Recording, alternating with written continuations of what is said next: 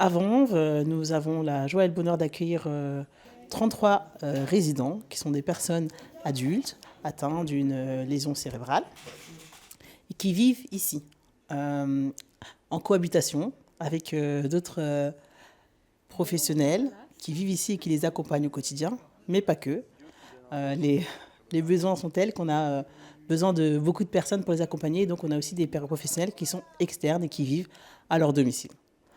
Donc c'est une communauté de vie avec des professionnels, des résidents et aussi des bénévoles. On a la joie d'accueillir plusieurs bénévoles et qui contribuent au quotidien pour accompagner, apporter des activités, du temps et des échanges aux personnes qui vivent ici. Et ça, dans le monde du handicap, c'est tout à fait original. Alors c'est original mais pas exceptionnel.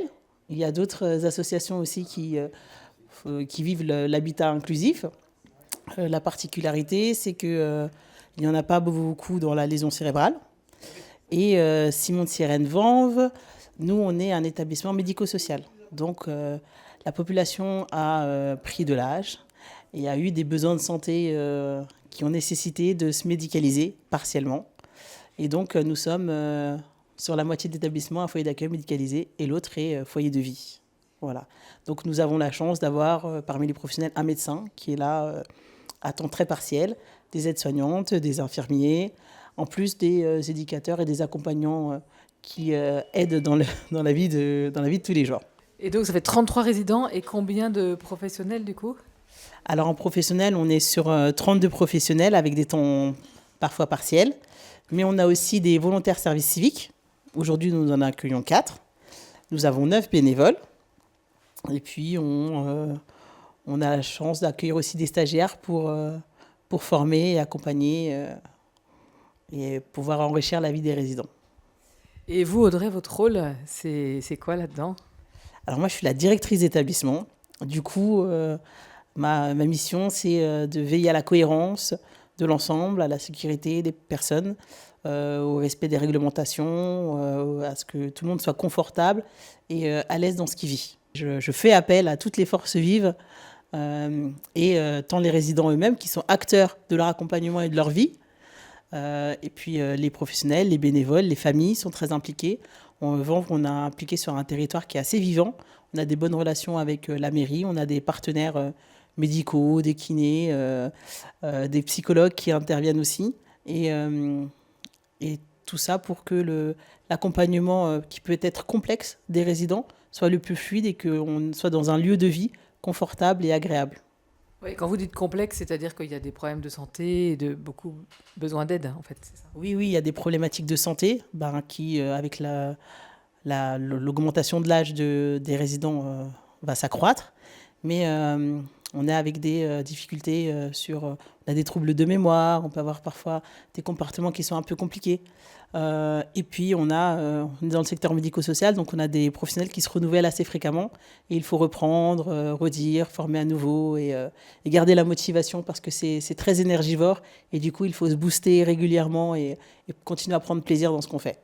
Et c'est quoi le truc en plus qui fait que dans cette maison, c'est pas un centre comme les autres ? Effectivement, il y a un truc en plus, c'est difficile de le nommer, mais je crois qu'il s'alimente et on s'alimente les uns les autres. On doit avoir une espèce de bonne humeur, voilà, qui se cultive et qui se nourrit, qui se partage. Et quand on voit quelqu'un qui est triste, on sait qu'on a une forme de mission de lui remonter le moral et ce qu'on ne trouve pas partout. Voilà. Et on s'autorise à partager beaucoup de choses et aller au-delà du cadre et de notre fiche de poste et d'aller au-delà aussi de notre temps. C'est très ouvert sur un anniversaire, on vient, qu'on travaille pas, qu'on soit à côté. Si on n'est pas disponible, on vient avec nos enfants. On a envie de partager du temps en plus et c'est vraiment un temps communautaire qu'on a envie de vivre ensemble. Voilà, et c'est ce qui rend riche la relation. Et c'est comme ça, c'est le cercle un peu vertueux. Je prends du plaisir, je partage mon plaisir, et du coup, je renouvelle l'opération, et puis je vais donner envie à l'autre de faire pareil. Du coup, ça doit être compliqué quand il y en a un qui s'en va, effectivement. Voilà, il faut aussi apprendre à positiver les départs. Et puis, comme on partage beaucoup, on sait que quand quelque part, On a cette facilité à dire mais pourquoi tu pars, tu vas où, est-ce que tu vas revenir, est-ce que tu es libre à toi de revenir et nous faire un clin d'œil. Moi, je suis directrice depuis quelques mois ici et j'ai longtemps travaillé dans le handicap, donc pendant plus de 10 ans, dans diverses associations, beaucoup des associations de parents et dans le handicap mental. Ce qui m'a attirée dans Simon de Sirène, voilà, ça faisait 10 ans que j'étais dans le même secteur, dans le même type de public et j'avais besoin pour quitter ce secteur qui m'était très confortable et que je connaissais, où j'étais assez en expertise, c'était l'élément en plus. Et il n'y a que Simon de Sirène qui me le proposait. C'est-à-dire une vie communautaire, une vie partagée qui donne sens, où la spiritualité est ouverte, où on peut s'exprimer dans son essence, dans sa recherche de sens, et vivre les uns avec les autres. Une notion de réciprocité, de partage, dit et assumé et vécu. Il ne suffit pas de le dire, on le voyait sur le terrain. Les gens très enjoués. Et lorsqu'on vient, et ceux qui repartent, ils sont toujours très impressionnés. Et je l'ai été, c'est ce qui m'a fait dire oui, par l'accueil. C'est un vrai accueil où les bras sont vraiment ouverts et on a envie que la personne qui vient fasse partie de cette vie. Donc c'est pour ça qu'on a aussi des volontaires. C'est que les gens, ils adhèrent à un moment, ils se prennent au jeu, ils ont envie de vivre quelque chose de joyeux. Et pouvoir travailler tous les jours dans un endroit où on prend plaisir, on partage, où on fait du bien, et on reçoit, on donne à peu près à la même échelle, et c'est quelque chose de très positif. Ce n'est pas uniquement le côté expérimental, il y a vraiment des choses qui se vivent, il y a des amitiés, il y a de l'échange, il y a du envie de bien faire. On contribue dans quelque chose et quand on rentre chez soi, on est très satisfait de sa journée. Et encore, c'est spiritualité ensemble, c'est d'admettre et de vouloir rechercher un sens à sa vie. On n'est pas que des corps, des manières de penser, on a quelque chose qui nous anime, tous. Quelle que soit la fragilité de notre corps, on a quelque chose qui nous anime et qui doit être nourri. Il peut être nourri seul, oui, mais il peut être nourri avec l'autre. Et c'est comme ça qu'on grandit. Et je pense que ça fait partie de l'épanouissement de l'être humain. Voilà, c'est ma conviction.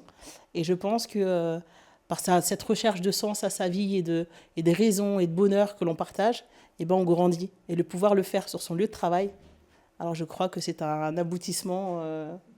et que c'est la voie vers l'épanouissement. Voilà, je ne suis pas là pour faire de telle heure à telle heure, de telle tâche à telle tâche. En tout cas, pas que.